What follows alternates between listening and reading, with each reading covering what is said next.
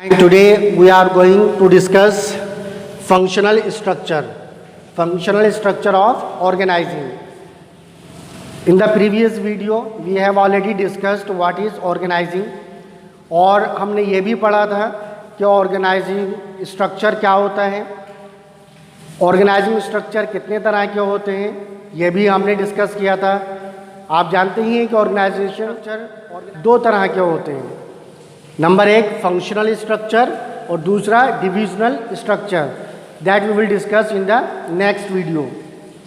So today we are going to discuss functional structure. As you can see that the function, यानी जब हमारा organisation का system function के base पर बनाया जाता है तो उसको फंक्शनल स्ट्रक्चर कहा जाता है। यानी ऑर्गेनाइजेशन बहुत ज़्यादा बड़ी ना हो, एक मीडियम ऑर्गेनाइजेशन हो या स्मॉल ऑर्गेनाइजेशन हो, तब हम क्या करते हैं, जो डिफरेंट एक्टिविटीज़ हैं, डिफरेंट फंक्शन हैं, उनको एक ख़ास फंक्शन के अंदर बना देते हैं, उनका एक डिपार्टमेंट बना देते हैं। ये ग्रुपिंग ऑफ एक्टिविटीज़ कहलाता है। क्लियर? इसको हम डिपार्टमेंटलाइजेशन भी बोलते हैं। और इस तरह से बने हुआ जो भी ग्रुप आता है उस ग्रुप को डिपार्टमेंट कहा जाता है। तो इस तरह से फंक्शनल स्ट्रक्चर किस तरह से होता है, सबसे ऊपर हम देखेंगे बोर्ड ऑफ डायरेक्टर्स होते हैं। बोर्ड ऑफ डायरेक्टर्स यानी एक तरह से ये ऑनर्स होते हैं, यही कंपनी होते हैं, यही ऑर्गेनाइजेशन होते हैं। एक्चुअली कोई एग्जिस्टेंस नहीं है किसी भी कंपनी का, किसी भी ऑर्गेनाइजेशन का। जब हम बात करते हैं या कंपनी कोई भी डिसीज़न लेती है तो वो डिसीज़न कौन लेता है, बोर्ड ऑफ डायरेक्टर्स। क्लियर? इसलिए कहा जाता है बोर्ड ऑफ डायरेक्टर्स। कंपनी की आइज़ भी होते हैं, ईयर भी होते हैं और हैंड भी होते हैं। नेक्स्ट वन, ये टॉप मोस्ट अथॉरिटी होती है, पोस्ट होती है, जॉब पोजीशन होती है। उसके अंडर में कौन आता है, मैनेजिंग डायरेक्टर। मैनेजिंग डायरेक्टर कोई अलग से नहीं बल्कि बोर्ड ऑफ डायरेक्टर में से ही एक जो सबसे ज़्यादा कैपेबल और एबल पर्सन होता है उसी को ही सेलेक्ट कर लिया जाता है। क्लियर? ये मैनेजिंग डायरेक्टर फिर ये बनाता है different departments on the basis of function.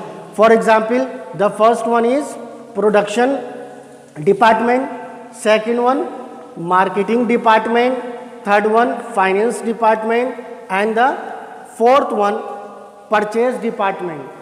Got it? Purchase department, finance department, marketing department and production department. So these are the four functions on which the organization structure is prepared or framed. Clear? अब ये देखेंगे हम production department में जो production से related जितनी भी activities हैं वो सब ग्रुप की जाएंगी। फॉर एग्जांपल प्रोसेसिंग क्या होती है, यानी रॉ मटेरियल से फिनिश गुड्स तक पहुंचने की जितनी भी स्टेजेस होती हैं वो सब प्रोसेसिंग कहलाती हैं। जैसे शुगर केन से शुगर बनने तक, शुगर एक प्रोडक्ट बनने तक जो उसकी प्रोसेस है, यानी हम शीरा बोलते हैं। फिर उसके बाद उसके क्यूब वगैरह बनाए जाते हैं, पाउडर बनाया जाता है और फिर उनको पैक किया जाता है। तो जो ये डिफरेंट स्टेजेस हैं वो सब प्रोसेसिंग कहलाती हैं। तो इनको सब रिकॉर्ड करने में कौन सी प्रोसेस में कहाँ कहाँ जा रहा है वो सब प्रोडक्शन डिपार्टमेंट के अंडर प्रोसेसिंग डिपार्टमेंट में आता है, प्रोसेसिंग फंक्शन में आता है। Next one that is the quality control.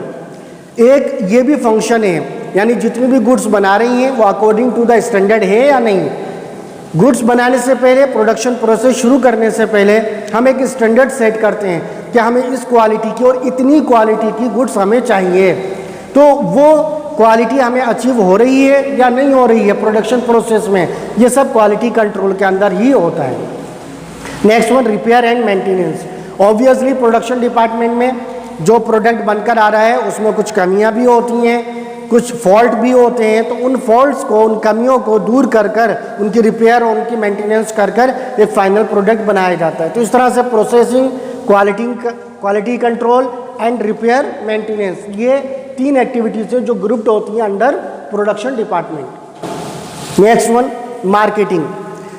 Marketing में हम देखेंगे पहला एडवर्टाइजिंग, दूसरा सेल्स, तीसरा customer service and the fourth one is the research.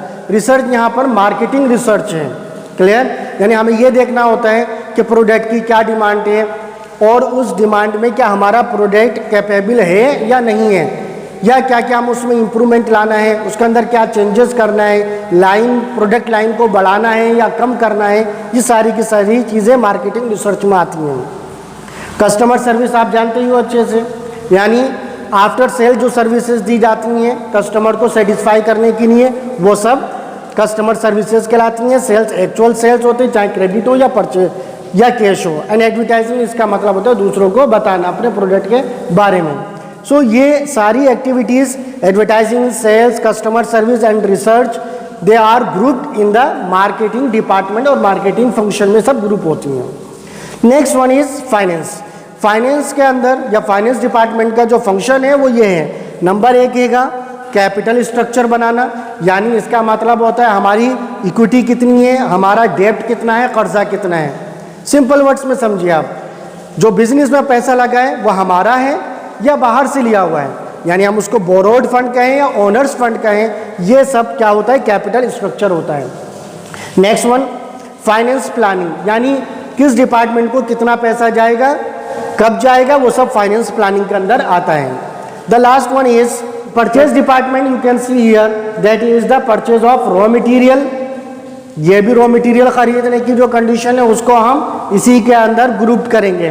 Next one input and record of machine. जो इनपुट्स होते हैं, खाली रॉ मटेरियल नहीं चाहिए, उसके साथ साथ दूसरे सपोर्टिंग प्रोडक्ट होते हैं, उनको भी खरीदना पड़ता है, तो वो सब के सब भी इसी ग्रुप के अंदर रिकॉर्ड होते हैं। The last one is the record of purchase. जितनी तरह की भी परचेज है उन सब का रिकॉर्ड मेंटेन करना भी काम परचेज डिपार्टमेंट का होता है। तो इस तरह से फंक्शनल स्ट्रक्चर के अंदर आपने देखा कि पूरी ऑर्गेनाइजेशन को फंक्शन के बेसिस के ऊपर डिवाइड किया जाता है। Hope you have understood.